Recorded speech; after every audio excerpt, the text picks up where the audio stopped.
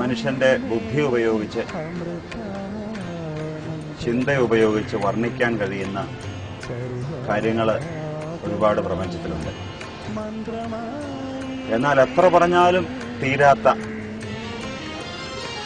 വർണ്ണനാതീതമായിട്ടുള്ള ഒരുപാട് കാര്യങ്ങൾ, അനുഭവങ്ങൾ ഈ ലോകത്തിലുണ്ട്. വർണ്ണനാതീതം എന്ന് പറയുമ്പോൾ അതിന് അനന്തമായ ഒരു ഭാവം കൂടിയുണ്ട്. അമ്മേ, ഞാൻ ഈ അനന്തഭാവങ്ങൾ ഉൾക്കൊള്ളുന്ന വാക്കിനതീതമായിട്ടുള്ള ഒരു പ്രതിഭാസമായിട്ട് കാണുന്നു.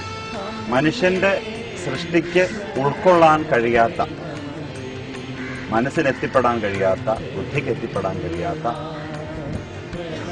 വാക്കുകൾക്ക് വർണ്ണിക്കാൻ കഴിയാത്ത ഒരത്ഭുതം, അതാണ് അമ്മ.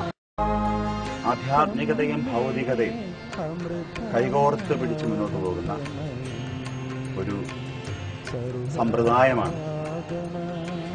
പ്രത്യേകതരം സങ്കല്പമാണ് അമ്മ നൽകിയിട്ടുള്ളത്.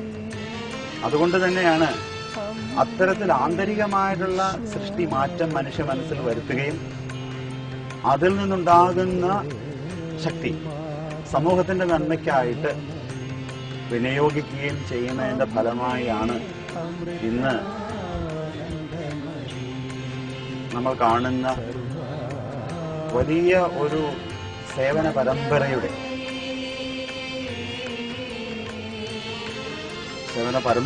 അമ്മ ജന്മം. എവിടെ സ്നേഹമുണ്ടോ അവിടെ ഈശ്വരനുണ്ട്. എവിടെ കാരുണ്യമുണ്ടോ അവിടെ ഈശ്വരനുണ്ട്. എവിടെ നിഷ്കളങ്കതയുണ്ടോ അവിടെ ഈശ്വരനുണ്ട്. എവിടെ പരിപൂർണതയുണ്ടോ അവിടെ ഈശ്വരനുണ്ട്. ഈശ്വരൻ്റെ ഈ അനന്തമായ ഗുണങ്ങൾ നമുക്ക് അമ്മയിൽ വളരെ വ്യക്തമായി കാണുവാൻ സാധിക്കുന്നു. അതുകൊണ്ടാണ് ലോകത്തിൻ്റെ സകല ഭാഗങ്ങളിൽ നിന്നും ജനങ്ങൾ അമ്മയുടെ സന്നിധിയിലേക്ക് പ്രവഹിക്കുന്നത്. മരണത്തിന് ശേഷം കിട്ടാൻ പോകുന്ന ഒരു സ്വർഗത്തിന് വേണ്ടിയായിരുന്നില്ല ഭാരതീയൻ്റെ ഈശ്വരവിശ്വാസം. ഈ ശരീരത്തിൽ ഇരിക്കുമ്പോൾ തന്നെ ഈശ്വര സാക്ഷാത്കാരം നേടാൻ സാധിക്കുമെന്ന് മഹാത്മാക്കൾ നൂറ്റാണ്ടുകൾക്ക് മുമ്പ് ലോകത്തോട് പ്രഖ്യാപിച്ചിരുന്നു. ഈ ശരീരത്തിൽ ഇരിക്കുമ്പോൾ തന്നെ ഇവിടെ തന്നെ സ്വർഗം സൃഷ്ടിക്കുവാൻ സാധിക്കുമെന്ന് മഹാത്മാക്കളുടെ ജീവിതം തെളിയിക്കുന്നു. അമ്മയുടെ ജീവിതത്തിലും അതാണ് സംഭവിച്ചത്. ദരിദ്രരായ ആളുകൾ തിങ്ങിപ്പാർക്കുന്ന ഒരു കടലോര ഗ്രാമത്തിലാണ് അമ്മ ജനിച്ചത്. കുട്ടിക്കാലത്ത് ആ കടലോര ഗ്രാമത്തിലെ ദുഃഖിതരായ ആളുകളുടെ കുടിലുകളിൽ അമ്മ കയറിയിറങ്ങാറുണ്ടായിരുന്നു. ജീവിതത്തിൻ്റെ ദുഃഖങ്ങൾ അമ്മ നേരിൽ കണ്ടു. എങ്ങനെ ഇവരെ ദുഃഖത്തിൽ നിന്നും മോചിപ്പിക്കാം എന്ന് അമ്മ ഏകാന്തതയിൽ ആലോചിച്ചു. ആ കടൽ തീരത്ത് അമ്മ കൊടും തപസ്സനുഷ്ഠിച്ചു. പ്രപഞ്ച രഹസ്യങ്ങൾ അനാവരണം ചെയ്തു.